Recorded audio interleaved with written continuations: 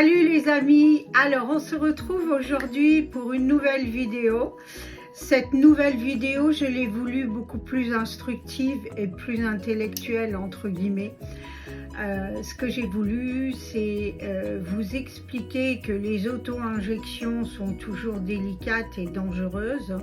Et pour pouvoir faire des auto-injections, la priorité de tout, c'est de bien connaître la vascularisation de son visage, l'anatomie du visage. Donc, connaître la vascularisation, c'est quoi?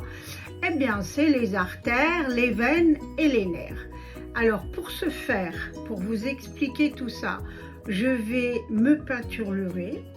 Voilà, donc je vais me dessiner les artères, les veines et les nerfs. Je reviendrai vers vous pour vous détailler chaque vascularisation. Alors pourquoi j'ai voulu faire cette vidéo? Parce que il y a des dangers bien sûr quand on s'injecte un produit tel que l'acide hyaluronique ou voire d'autres. On va pouvoir utiliser pour ces produits soit une aiguille, soit une canule. Je vais vous expliquer tout ça. Et surtout, pour moi, ce qui est important aujourd'hui que vous reteniez, c'est que lorsqu'on fait des injections, avec un produit de gel qui est épais, il faut extrêmement faire attention que ce dernier ne pénètre pas dans une artère. Pourquoi? Parce qu'il va bloquer cette artère. Il va former ce qu'on appelle un caillot sanguin. Il peut former une embolie et il peut entraîner une occlusion à une nécrose. Donc, c'est pour cette raison qu'il est extrêmement important de faire attention, de bien connaître son visage, de bien savoir où se situent les points d'injection. Et à partir de là, vous pourrez utiliser une canule, bien sûr, qui va vous protéger de ces risques, de ces dangers. Alors mes amis, on se retrouve dans quelques instants. Je vais revenir comme une indienne, bien peinturlurée, et je vais vous expliquer tout ça. Sur le front, vous trouvez l'artère supraorbitaire, le nerf supraorbitaire, la veine temporale et l'artère temporale. La veine transverse de la face, et ici, là, eh bien, on va trouver celle qui est communément appelée la veine faciale. Alors ici, de la veine faciale, on va trouver des veines, des branches de la veine labiale supérieure et labiale inférieure. Ici, on va trouver une veine mentonnière et une veine rétromandibulaire qui est bien sûr liée aux mandibules. Alors, vous avez pu remarquer que quand j'ai fait mon dessin, j'ai dessiné aussi bien les artères que les veines. Bon, même si le dessin reste ce qu'il est, moi je ne suis pas dessinatrice, mais peu importe, c'est pour donner une idée en tout cas. Et vous remarquerez bien sûr que vous avez vu que les veines suivent les artères. Alors une fois qu'on a parlé des artères et des veines, en tout cas schématiquement, mais on a parlé des veines et des artères principales, on va parler des nerfs. Alors les nerfs, quel rôle ils jouent? Vous avez des nerfs qui sont liés au mouvement. Vous allez, je ne sais pas moi, rire, vous allez mordre, voilà. Donc ça, ce sont des nerfs qui sont liés à la fonction motrice. Et vous avez des nerfs sensitifs, par exemple l'odeur, je sais pas moi, la douleur, voilà, hein, tout ce qui concerne ces sensations qu'on peut avoir, ce sont bien sûr les... Alors on a le nerf, un nerf principal qui s'appelle le nerf trijumeau, qui lui fait ces deux fonctions motrices et sensitives. Alors ce nerf trijumeau départage le visage en 3 parties. Il y aura une partie supérieure, une partie médiane et une partie inférieure. La partie supérieure, elle va être ici, voilà. La partie médiane, elle va être ici, voilà, si j'arrive à tracer le trait. Et ensuite, bien sûr, vous avez la partie inférieure.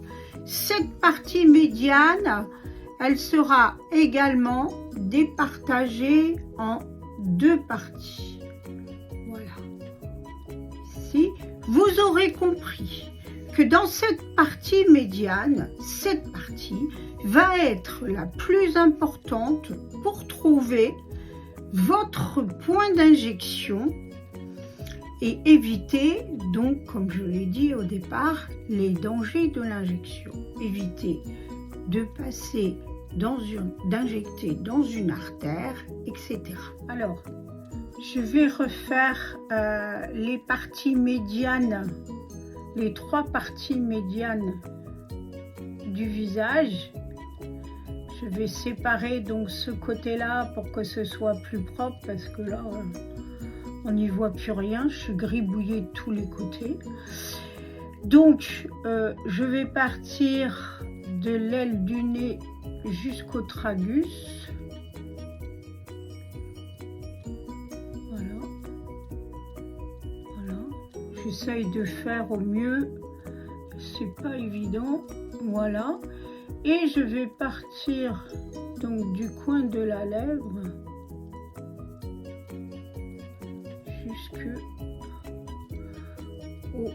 à la pointe de l'oreille. Voilà. Donc, je vais essayer de faire du mieux possible. Donc ici, ensuite, je vais rejoindre le point de l'œil et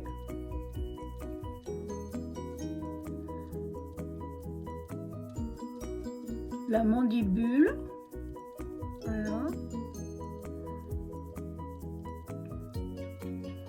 Voilà, ici, hein, à peu près. Et ayant dessiné cette délimitation, vous avez pu remarquer que j'ai donc, par voie de conséquence, caché l'artère faciale, hein, la veine faciale, et j'ai caché également le nerf mandibulaire.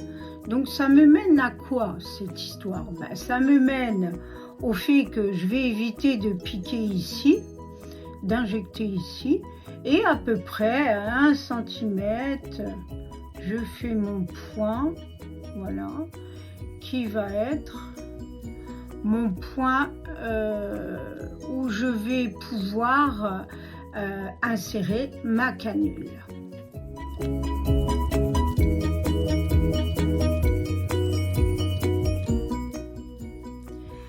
Alors mes amis, ça y est, je vous ai dessiné cette fois-ci le nerf facial avec ces 5 branches qui sont donc extrêmement importantes pour les injections. Vous le comprenez bien, les 5 branches, on peut dire, englobent presque la totalité du visage.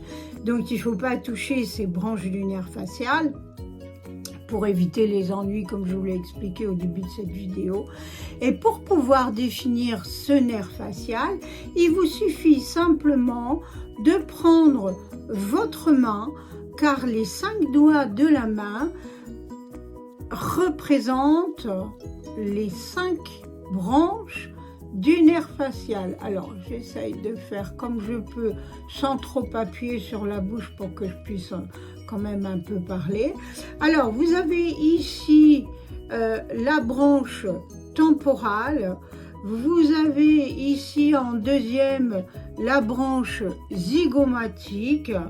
Vous avez ici la branche buccale.